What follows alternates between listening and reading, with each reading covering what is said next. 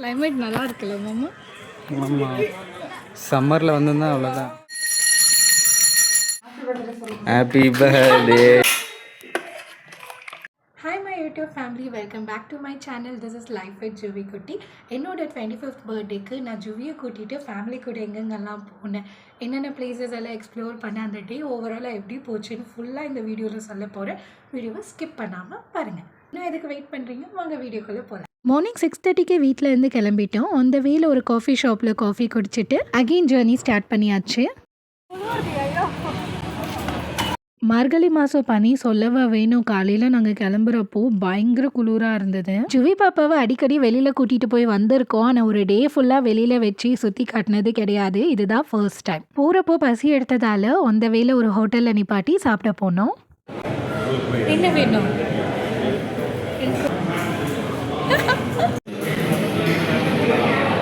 ஆமாம், பாப்பாவுக்கு ஹோட்டலெல்லாம் பார்க்குறப்போ ரொம்ப புதுசாக இருந்தது போல். எல்லாமே ஷாக்கிங்காக பார்த்துட்டு இருந்தாங்க.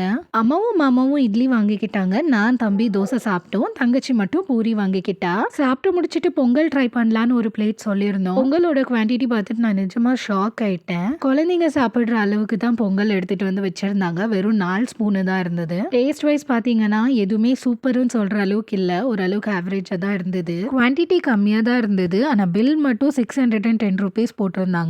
வர்த்தே இல்லைங்க. பிரேக்ஃபாஸ்ட் முடிச்சுட்டு நாங்க வந்த ஸ்பாட் தான் வேலூர்ல இருக்கிற தீர்த்தகிரி முருகன் டெம்பிள். இந்த கோவில் மலை மேல இருந்தது.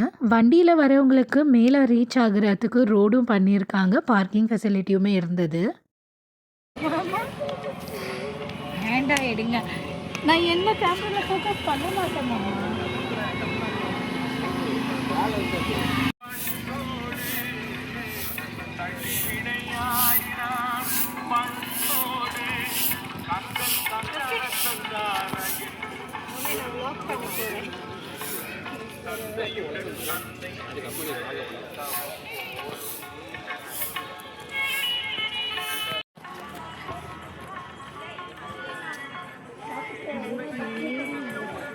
கிளைமேட் நல்லா இருக்குல்ல மாமா? ஆமாம், சம்மரில் வந்திருந்தா அவ்வளோதான். ஆனால் இன்னைக்கு செம்மையாக இருக்குல்ல கிளைமேட்டு? மாமா வெயில் அடிக்குதுன்ட்டு தங்கிருந்துச்சு.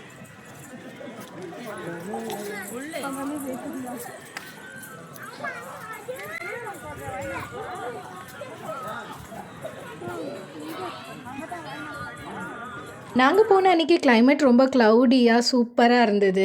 அங்கே இருக்கிற கோயிலில் தரிசனம் முடிச்சுட்டு அதுக்கப்புறம் முருகர் சிலையை பார்க்க போனோம். ஜுவி பாப்பாக்கும் என்ன மாதிரி ட்ராவல் பண்ணுறது ரொம்ப பிடிச்சிருக்கு போல். எங்கே கூட்டிகிட்டு போனாலுமே அமைதியாக சமத்து குட்டியாக வராங்க. தங்கச்சியும் அம்மாவும் கூட வர்றதுனால பாப்பாவை கூட்டிகிட்டு ட்ராவல் பண்ணுறது அவ்வளோ கஷ்டமாகவே இருக்கிறது இல்லை.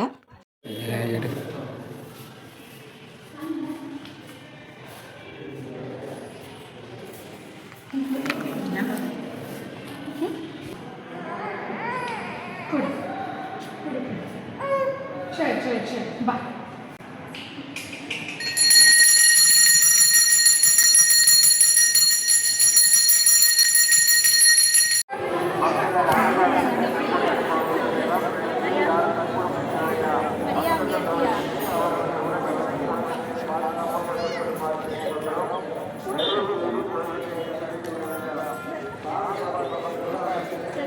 இந்த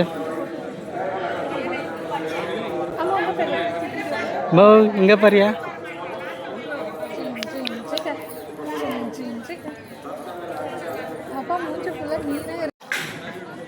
சாமியை தரிசனம் பண்ணிவிட்டு கோவில் ஃபுல்லாக சுற்றி பார்த்துட்டு அங்கேயே கொஞ்சம் நேரம் உட்காந்துருந்தோம். நீங்களே பார்த்துருப்பீங்க, இடம் அவ்வளோ அழகாக இருக்குங்க. நாங்கள் போன அன்றைக்கி கிளைமேட் ரொம்ப மாடரேட்டாக இருந்துச்சு. வெயில் எதுவும் இல்லைன்றதுனால எங்களுக்கு சுற்றி பார்க்க ரொம்பவே ஈஸியாக இருந்தது. நாங்கள் காலையிலே கோவில் ரீச் ஆகிட்டோன்றதுனால கூட்டமும் கம்மியாக தான் இருந்தது.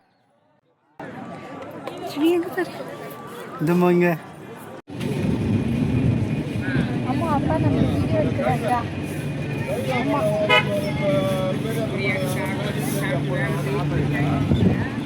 முருகர் சிலையை பார்க்குறதுக்காக கோவிலேருந்து நடந்து போயிட்டுருக்கோம். பாப்பாவை தூக்கிட்டு போகிறது லைட்டாக கஷ்டமாக தான் இருந்தது. ஏன்னா அது மலை ஸ்லோப்பில் நடந்து போகிறோம். அதனால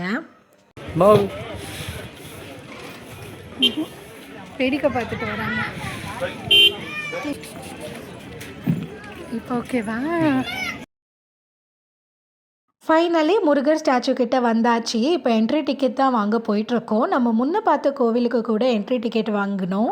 அங்கே பெர் ஹெட்டுக்கு 10 ருபீஸ் சார்ஜ் பண்ணாங்க. அங்கே ஆல்ரெடி டிக்கெட் வாங்கியிருந்தாலுமே இங்கே முருகர் ஸ்டாச்சுவை பார்க்கணுன்னா அகெயின் தனியாக என்ட்ரி டிக்கெட் வாங்கணும். இதுவுமே பெர் ஹெட்டுக்கு 10 ருபீஸ் தான். நாங்கள் குடும்பத்தோடு போயிருந்தோம். முருகர் ஸ்டாச்சுவை பார்க்க போகிறப்போ தம்பியோட ஃப்ரெண்டு கூட வேலூரில் தான் இருந்தாங்க. அவங்களுமே வந்து ஜாயின் பண்ணிக்கிட்டாங்க. கோவில்லேருந்து அந்த என்ட்ரி டிக்கெட் வாங்குற இடம் வரைக்குமே பாப்பாவை நான் தான் தூக்கிட்டு வந்தேன். அதுக்கப்புறமா என்னால் முடியல, அதனால நான் தங்கச்சிக்கிட்ட கொடுத்துட்டேன். பாப்பா பிறந்ததுக்கு அப்புறமா இவ்வளோ தூரம் நடந்து போகிறது இது தாங்க ஃபர்ஸ்ட் டைம். இருந்தாலுமே சாமியை பார்க்க போகிறோன்ற குஷியில் ஃபேமிலியாக பேசிட்டு ஜாலியாக நடந்து போனோம். இந்த இடத்துல மழை லைட்டாக தூறல் போட்டுட்டு இருந்தது. காற்றுமே சில்லுன்னு அடிச்சிச்சு. சாமி கிட்ட கிட்ட போகிறச்ச பாப்பா பசிக்கு லைட்டாக சினுங்க ஆரம்பிச்சிட்டாங்க. அந்த இடத்துல பாப்பாவுக்கு ஃபீட் பண்ணுறதுக்காகவே செப்பரேட்டாக ஃபீடிங் ரூம் கூட அரேஞ்ச் பண்ணியிருந்தாங்க. ரொம்பவே க்ளீன் அண்ட் நீட்டாக இருந்தது. அங்கே என்ன ரப்பர் பேண்ட் இதை கட்டியிருக்காங்க.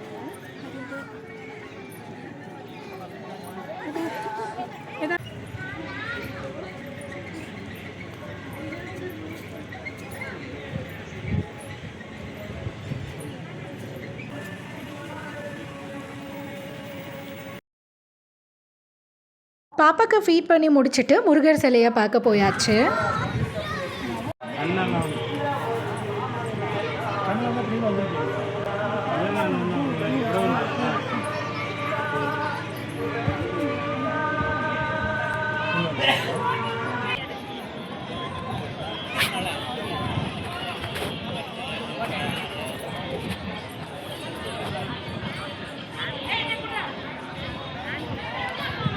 தொண்ணூற்றி 2 அடி உயரத்தில் முருகர் சிலையை பார்க்குறப்போ அவ்வளோ பிரம்மாண்டமாக அழகாக இருந்தது. உலகத்தில் இருக்கிற உயரமான முருகர் சிலைகளில் இதுவுமே ஒன்று. கொஞ்ச நேரம் எல்லாமே மறந்து சாமி சிலையை பிரமிப்பாக பார்த்துட்டு இருந்தோம். மனசுக்கு அவ்வளோ நிம்மதியாக இருந்தது. ஒவ்வொரு தடவையும் கோவிலுக்கு போகிறப்போ சாமி கிட்ட இது வேண்டிக்கணும் அது வேண்டிக்கணும்னு யோசிச்சுட்டு வருவேன். ஆனால் சாமியை பார்த்த உடனே ஸ்டன் ஆகிட்டு என்ன வேண்டுதல் வைக்க வந்தன்றதே மறந்து போயிடுவேன். காரணம் இல்லாமல் எந்த ஒரு விஷயமே நடக்காது. என் வாழ்க்கையில் நடக்கிற நல்லது கெட்டது எல்லாத்துக்குமே நீ தான் பொறுப்பு, உனக்கு தெரியாதது ஒன்றும் இல்லைன்னு சொல்லி சாமி கிட்ட எல்லாமே ஒப்படைச்சிட்டு கிளம்பிட்டேன்.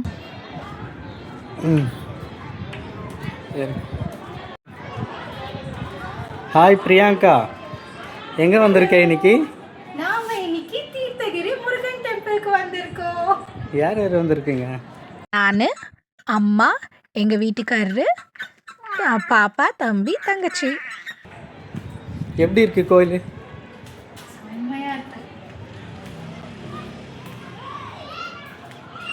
முருகன் டெம்பிள் விசிட் இது. அடுத்தது எங்கே போகிறீங்க? அடுத்தது லக்ஷ்மி கோயிலுக்கு போகலான்னு பிளான். லக்ஷ்மி கோயிலுக்கு போயிட்டு வேலூர் கோட்டை.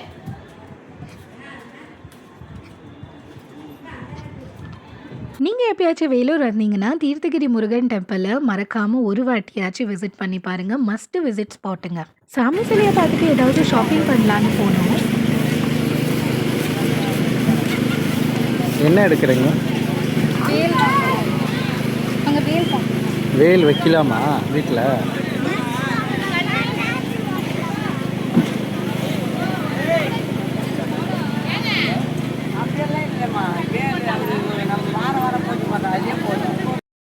அடுத்து வேலூரில் இருக்கிற கோல்டன் டெம்பிளுக்கு போனோம். கோல்டன் டெம்பிள்குள்ளே மொபைல் அலோடு இல்லைன்றதுனால எந்த ஒரு வீடியோ கிளிப்ஸுமே அங்கே எடுக்கலை. அங்கே போகிற அன்னைக்கு பயங்கர கூட்டமாக இருந்தது. சாமியை தரிசனம் பண்ணுறதுக்கே 2 hours ஆயிடுச்சு. அடுத்து வேலூர் கோட்டையை பார்க்கலான்னு தான் பிளான் இருந்தது. ஆனால் மழை வந்துட்டு இருந்ததுனால சாப்பிட்டுட்டு வீட்டுக்கு கிளம்பிட்டோம். நீங்கள் எப்பயாச்சும் கை குழந்தைய வச்சுட்டு எங்கேயாவது ட்ரிப் பிளான் பண்ணுறீங்கன்னா முடிஞ்ச வரைக்கும் ரொம்ப க்ரௌடாக இருக்கிற பிளேசஸை அவாய்ட் பண்ணிடுங்க. ஏன்னா பாப்பா கம்ஃபர்டபுளாக ஃபீல் பண்ண மாட்டாங்க. அதுவும் இல்லாமல் அந்த கூட்டத்தில் கூட்டிகிட்டு போகிறப்போ யாராவது பாப்பாவை இடிச்சிடுவாங்களோன்ற பயமே ரொம்ப இருந்தது. மதியம் லஞ்சுக்கு சிக்கன் பிரியாணி தான் ஆர்டர் பண்ணியிருந்தோம். தம்பி மட்டும் சிக்கன் ஃப்ரைட் ரைஸ் வாங்கிக்கிட்டாரு. சூப்பராக இருந்தது. ஆனால் பிரியாணி மட்டும் லைட்டாக புளிப்பாக இருந்தது. தக்காளி நிறையா போட்டிருப்பாங்க போல். சாப்பிட்டுட்டு வீட்டுக்கு போய் ரொம்ப டயர்டாக இருந்ததுனால எல்லாரும் கொஞ்ச நேரம் தூங்கிட்டோம். சாயந்தரமா கேக் கட்டிங் பண்ணி ஒரு சின்ன செலிப்ரேஷன் முடிச்சாச்சு.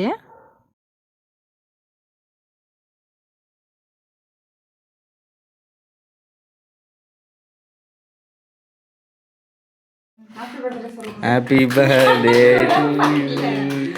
ஹாப்பி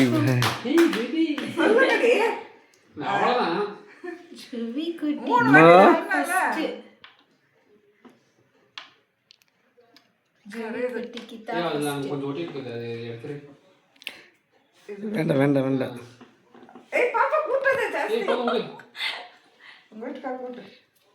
மோஸ்ட்லி அனி கேக்கு இருக்காது. அதை கேக் கொடுமா பாப்பாக்கு. பிரெட் கொடு, க்ரீம் கொடுக்காத, இரும்பு வந்துடும். அவளுக்கு பிடிக்கலையா? நான் அவங்களுக்கு கொடு. நான் வீடியோ இது கேக் பிடிக்கல உங்களுக்கு. நானும் ஊட்டினேன் வேண்டாமா. சாக்லேட் இல்லையா? எனக்கு சாக்லேட் பிடிக்குமே. அப்பா அப்பா அப்பா முட்டை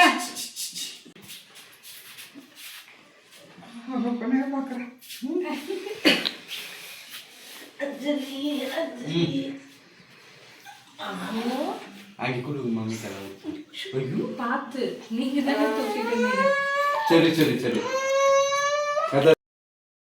நைட் டின்னர் கூட ஹோட்டலில் வாங்கிக்கலான்னு சொன்னாங்க. ஆனால் நான் தான் கேட்காம எல்லாருக்கும் நானே சமைச்சு கொடுத்தேன். என்னென்ன சமைச்சேன்னு பார்க்கலாமா?